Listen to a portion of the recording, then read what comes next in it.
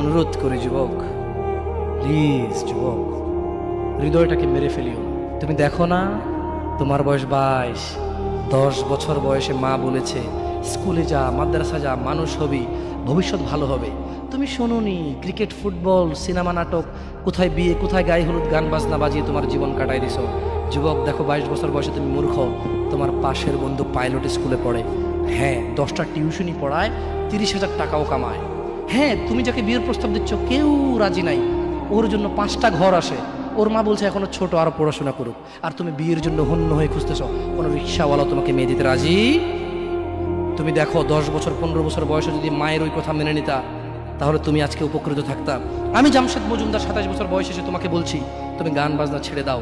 ইনশাআল্লাহ 60 বছর পরে মারা গেলে, 30 বছর পরে মারা গেলে, 70 বছর পরে মারা গেলে ওই উপকৃত হবা। আর তা না হলে এই গান বাজনার সাথে তুমি তোমাকে ধ্বংস করে দিচ্ছ। যেদিন নিঃশ্বাস বন্ধ হয়ে যাবে সেদিন হলেও বুঝবা। বুঝতে তোমাকে হবেই, জমিনের উপরে বোঝো অথবা জমিনের নিচে বোঝো, বুঝতে তোমাকে। শোনো, আল্লাহ কোনো কিছু বলেছে আর তুমি বুঝবা না, আহা হা, পার পাওয়া যাবে না। তবে তোমাকে বলি, যা করেছো করেছো, যা গান বাজনা শুনেছো শুনেছো, এবার আল্লাহকে ভয় করে সব ছেড়ে ইস্তেগফার করো। বলো, আল্লাহ আমাকে ক্ষমা করেন, আমার এই 2 কানে গলিত সীসা ঢালিয়েন না ইয়া আল্লাহ। ছিলাম কিন্তু আমি উপলব্ধি করতে পারিনি, ইয়া আল্লাহ আজকে আমি উপলব্ধি করছি। আল্লাহ আমি আর কখনো বাদ্যযন্ত্র দিয়ে নিজেকে আনন্দিত করব না। এই হারাম যা আপনাকে রাগান্বিত করে, আমি আর কোনোদিন এই হারাম দিয়ে নিজেকে আনন্দিত করব না। আমি অনুরোধ করব, চিটাগং শহরে থাকি, বেশি দিন হয় না, তবে কারো বিয়ে হলে আর 2 দিনও ঘুম হয় না, এত পরিমাণ গান বাজনা বাজায়, আল্লাহি হৃদয় ভেঙে যায়। আল্লাহর কসম, কি দিয়ে বুঝায় আপনাকে? মন চায় মারামারি করি, মন চায় গালাগালি করি, মন চায় ঝগড়া করি, মন চায় ওর বিয়ে ভেঙে দেই, মন চায় নিজে পুলিশের ওসি হয়ে ওদের সবগুলো বন্ধ করি, মন চায় রাজনৈতিক নেতা হয়ে লাঠিছোটা নিয়ে এদেরকে পেটানো শুরু করি, মন চায় আল্লাহর থেকে অনুমতি আসুক, ওহি বন্ধ হয়ে গেছে, মন চায় আল্লাহ তুমি ওহি পাঠাও, একটাকে গলায় পাড়া দেয় কতক্ষণ। মন চায় নিজেকে যদি অনেক জ্ঞানী, অনেক কিছু হতাম, কোথাও গিয়ে যদি বলতাম গান বন্ধ করো, যদি বন্ধ করে দিত, যদি এমন কিছু হতাম, কত কিছু যে মন চায়। তোমার বিবাহ তুমি রামশ্যাম যদুমধুর মতো করে ফেলেছ। যুবক, তুমি কেন কবুল পড়ে বিয়ে পড়ো? আমার তো বুঝে আসে না। বাবা, আপনি কেন আপনার ছেলেকে কবুল পড়িয়ে বিয়ে দিচ্ছেন? আমার বুঝে আসে না।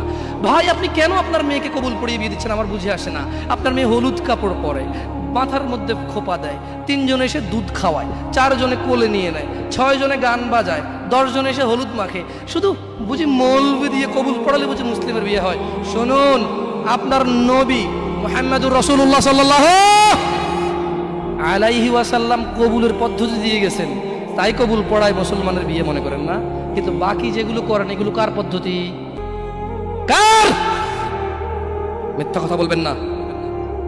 হুজুর ডেকে খুতবা পড়ে কবুল পড়ে বিয়ে কার পদ্ধতি? আল্লাহর নবীর। এই গান কার পদ্ধতি? কেন করতেছেন? ওটা তো আপনার বিয়ের অংশ, বিয়ে না হলে তো বাজাতেন না।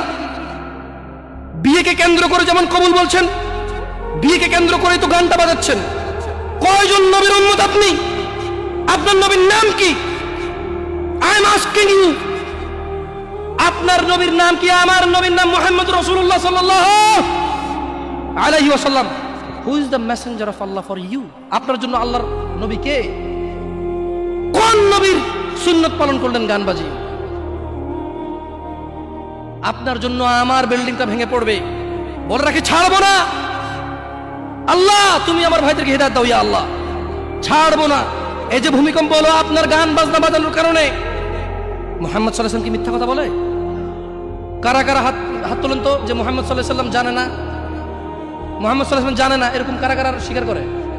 আল্লাহ নবী বলেছে, যখন বাদ্যযন্ত্র বেড়ে যাবে, গায়িকারা সম্মুখে এসে নাচবে, তুমি অপেক্ষা করো, পাহাড়গুলো কেঁপে উঠবে, পৃথিবীটা নড়ে উঠবে।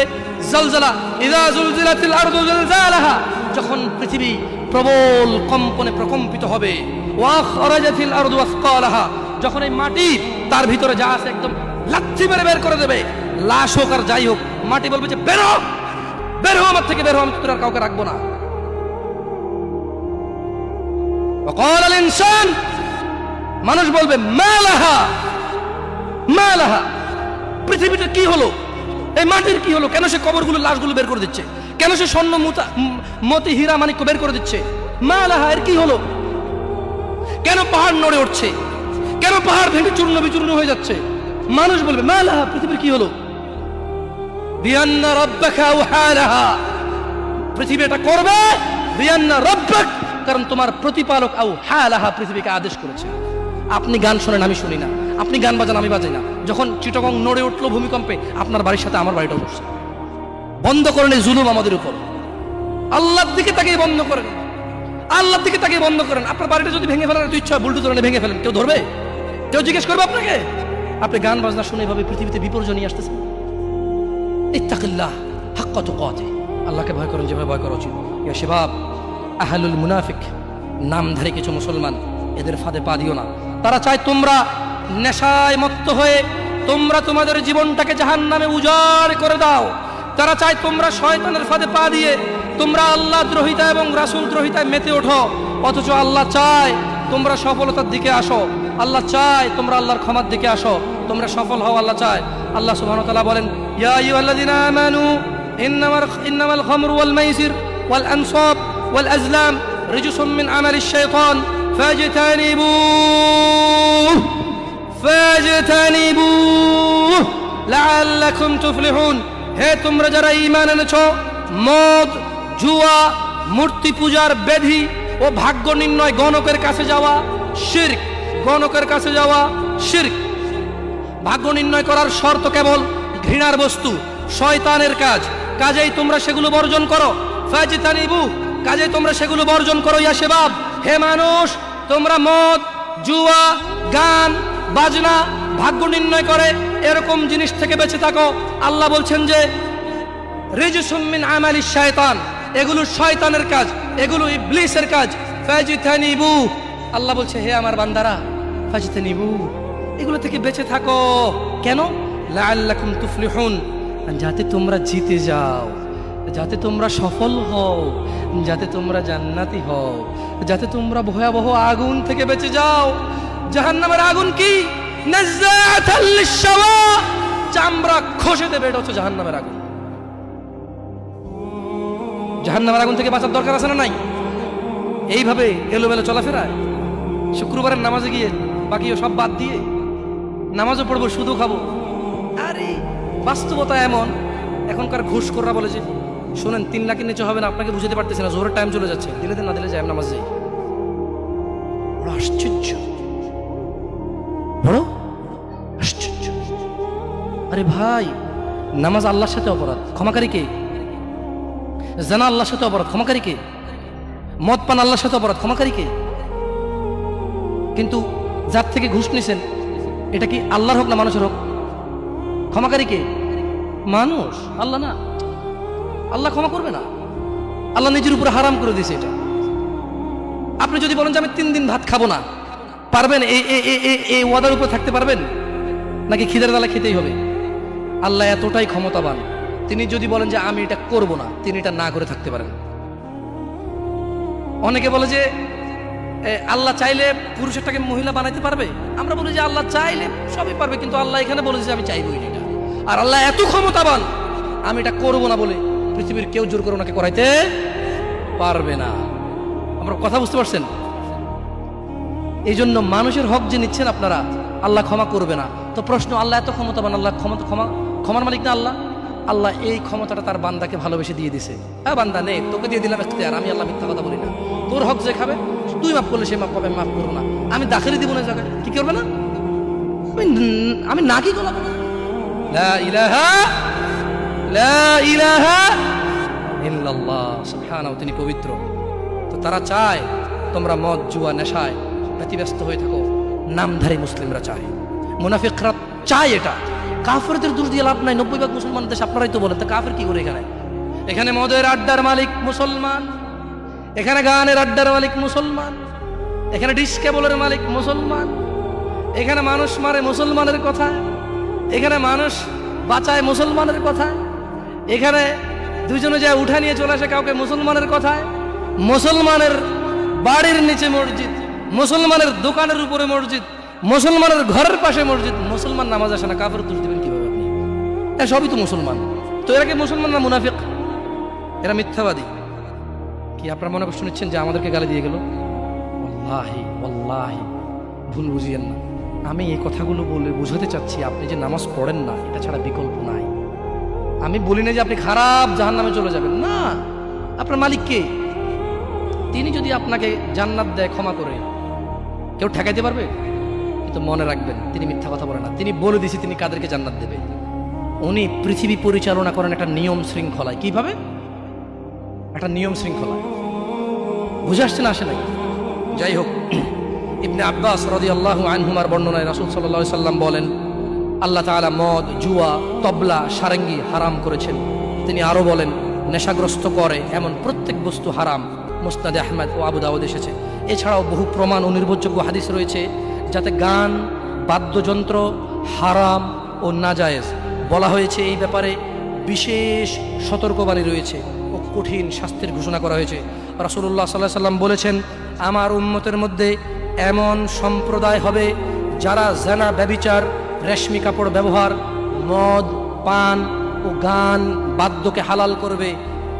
আপনি আপনি আপনি খেয়াল করে দেখেন, আল্লাহ নবী ভবিষ্যৎবাণী দিয়ে গেছে যে আমার উম্মতের মধ্যে এমন কিছু লোক বের হবে যারা দাঁড়িয়ে থাকবে, 60 বছর বয়স হবে, মসজিদের সভাপতি হবে, স্কুলের সভাপতি হবে, অথবা কোনো পতি হইল না, কারো পতি হইল না, এমনি মানুষ ভিক্ষা করে হলো বিয়ে করে গান বাজার ব্যবস্থা করবে।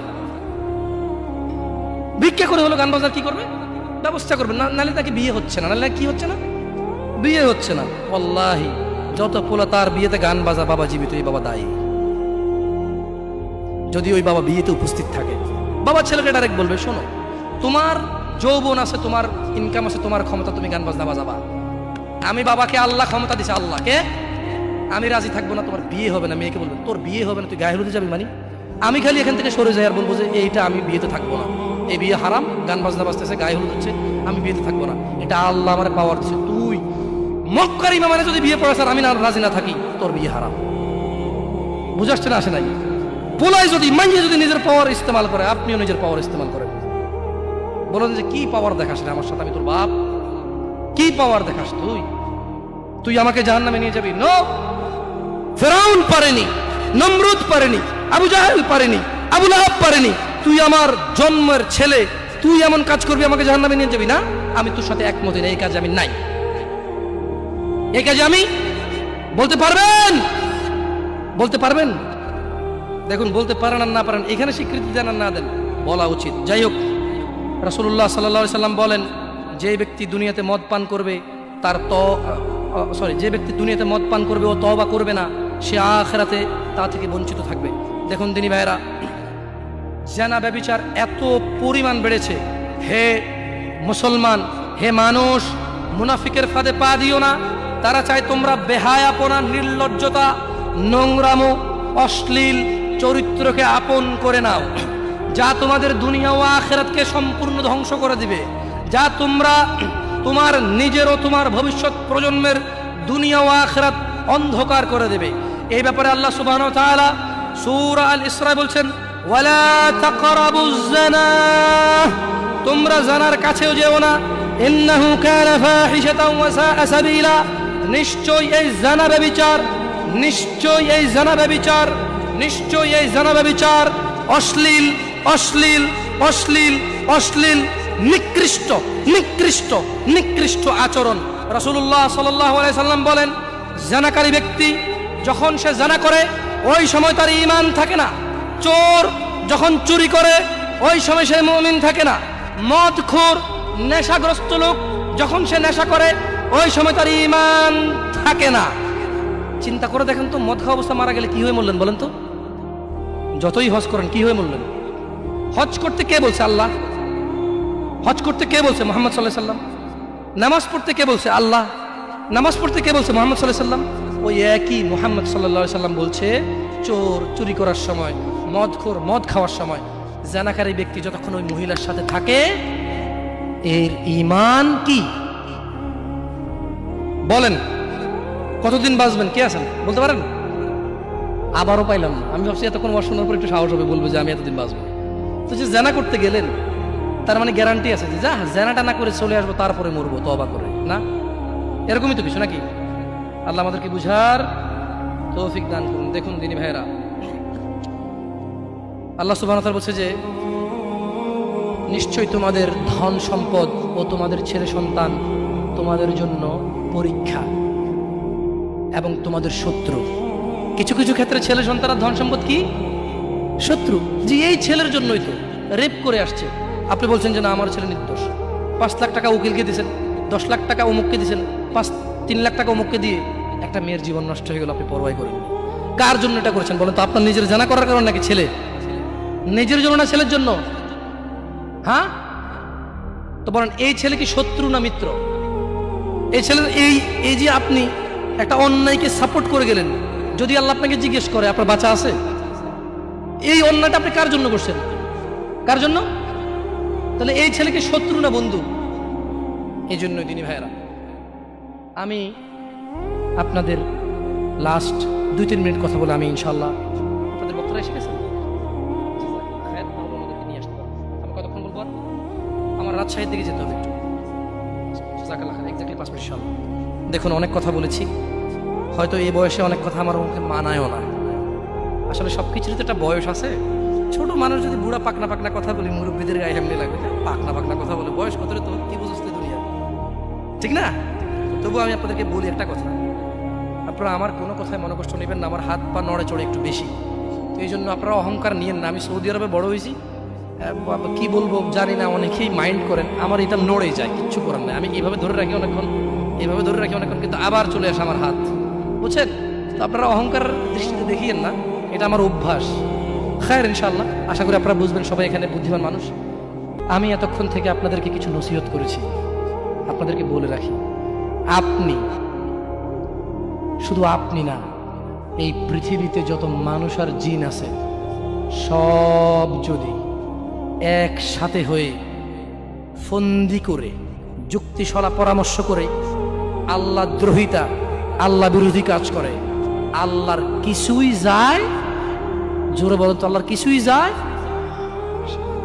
এই পুরো পৃথিবীর মানুষ এবং জিন সবাই যদি একসাথে কোনো গুনাহ না করে, শুধুই আল্লাহর অনুগত্য করে, আল্লাহর যেই ক্ষমতা, আল্লাহর যেই মহত্ব, কিছুই বাড়বে,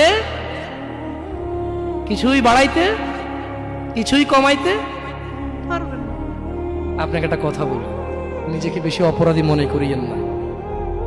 আপনি এত ভালো আল্লাহ পেয়েছেন, আপনি এত ভালো রব পেয়েছেন। বনি ইসরায়েলের একজন লোক 99 জন লোককে হত্যা করলো, তারপর সে চিন্তা করলো আমার ভালো হওয়া উচিত, ক্ষমা পাওয়া উচিত, জাহান্নামের আগুন থেকে মুক্তি পাওয়া উচিত। বাবা আমি এই জাহান্নাম সহ্য করতে পারবো না, কিভাবে আমি জাহান্নাম থেকে বাঁচব? তখন সে একজন জ্ঞানী লোকের খোঁজ নিল এবং জিজ্ঞেস করলো যে আমার কি ক্ষমা হবে? ওই লোকে বলল যে না না, তোমার তো ক্ষমা হবে না। একবারে তারেও মেরে কতজন পূর্ণ করলো? কিন্তু তার হৃদয়ে যন্ত্রণা কমেনি। ওই যে একটা যন্ত্রণা, কি কাজ করলে আমি ক্ষমা পেয়ে যাব, কি এমন কাজ করলে আমি আল্লাহর আযাব থেকে রক্ষা পাবো। সে আল্লাহকে প্রচন্ড ভয় পাচ্ছিল। এট দ্য সেম টাইম সে সিদ্ধান্ত নিয়েছিল যে সে আর হত্যাই করবে না, সে ভালো হয়ে যাবে, অন্যায় করবে না, সে অন্যায় করবে না। কিন্তু তার ভালো হওয়ার জন্য একটা গ্যারান্টি লাগবে যে কে আছে এমন যে আমাকে বলবে কি করলে আমাকে আল্লাহ ক্ষমা করে দেবে। ওই লোকটা যখন মারা যায়, আল্লাহ তাকে জান্নাত দিয়েছে। কেন? সে ভালো হওয়ার ইচ্ছা পোষণ করেছে।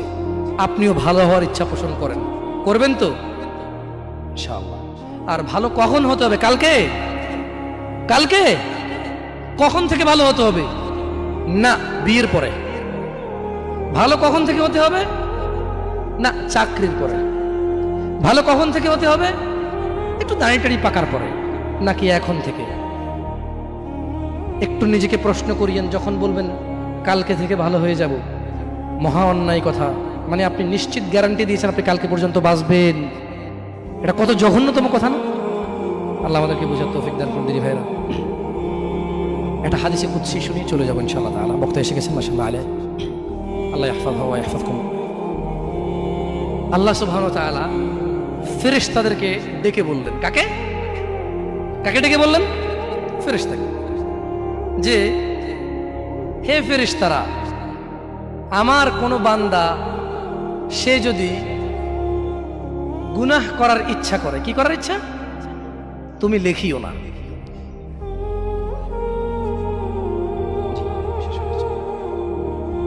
তাহলে ফেরেশতাদেরকে আল্লাহ কি বললেন, আমার কোনো বান্দা গুনাহ করার ইচ্ছা করলে তোমরা তা লিখিও না যতক্ষণ পর্যন্ত সে না করে। যখন সে এই অপরাধ করে ফেলে তোমরা লেখিও, বাড়তি লেখিও না, যতটুকু করেছে অতটুকুই লিখবা। কিন্তু জানেন আল্লাহ আপনাকে কত ভালোবাসে। এই সেম আল্লাহ ফেরেশতাদেরকে বললেন, শোনো, আমার কোনো বান্দা যদি কোনো ভালো কিছু করার নিয়ত করে সঙ্গে সঙ্গে নেকি লিখে ফেলো। সুবহান। আমার কোনো বান্দা যদি ভালো কিছু করার নিয়ত করে সঙ্গে সঙ্গে লিখে ফেলো। সে এই কাজটা করা পর্যন্ত অপেক্ষা করার দরকার। সে নিয়ত করছে এটা করবে, মাদ্রাসায় দান করবে, মাহফিলে দান করবে, মসজিদে দান করবে, সিগারেট ছেড়ে দেবে, এখন থেকে ছেড়ে দিছে, প্রতিজ্ঞা নিছে, এখন থেকে মদ খাওয়া ছেড়ে দিছে, এখন এই মাহফিলে প্রতিজ্ঞা নিছে, ইনশাআল্লাহ তাআলা ফজরে আমার যা হয় হয়, মসজিদ আমার চেহারা দেখবে, আমি মসজিদের চেহারা দেখব। আল্লাহ বলছে যে ফেরেশতা লিখে ফেল, লিখে ফেল। এখন কিন্তু ফজর হয়নি, তো এই লোকটা এরকম প্রতিজ্ঞা করে যদি সে মসজিদে ফজরে উপস্থিত হয়ে যায়, যদি সে মদের বোতল আসলো কিন্তু খেলো না, জুলুম করার সুযোগ আসলো কিন্তু করলো না, সে এবার এই ভালো কাজটা বলে করেও ফেলছে, রাইট? আল্লাহ বলেন যে ফেরেশতা বাড়ায় লেখ, 10 থেকে 700 গুণ বাড়িয়ে দে। ইয়া আল্লাহ, ইয়া আল্লাহ, আমরা তো এতটা অপদার্থ হয়ে গেছি, এতটা নিমুখ হারাম নাফরমান হয়ে গেছি, ভালো কিছু করার নিয়ত করি না। কোন হুজুর আসা ঠিক কিনা, সবাই ঠিক, তারপর শেষ, সব শেষ। না, আমাকে ঠিক বলতে হবে না, এখানে সবাইকে শুনে ঠিক বলতে হবে না, আপনি ঠিক হয়ে যান। আল্লাহ আমাদেরকে বোঝার তৌফিক দান করুন। আল্লাহ সুবহানাহু ওয়া তাআলা বক্তা এবং শ্রোতার অনিষ্ট থেকে উভয়কে আশ্রয় দান করুন। আল্লাহ তাআলা বক্তার কোনো কথা যদি শ্রোতার জন্য ক্ষতিকারক হয়ে থাকে, আল্লাহ শ্রোতাদেরকে আশ্রয় দান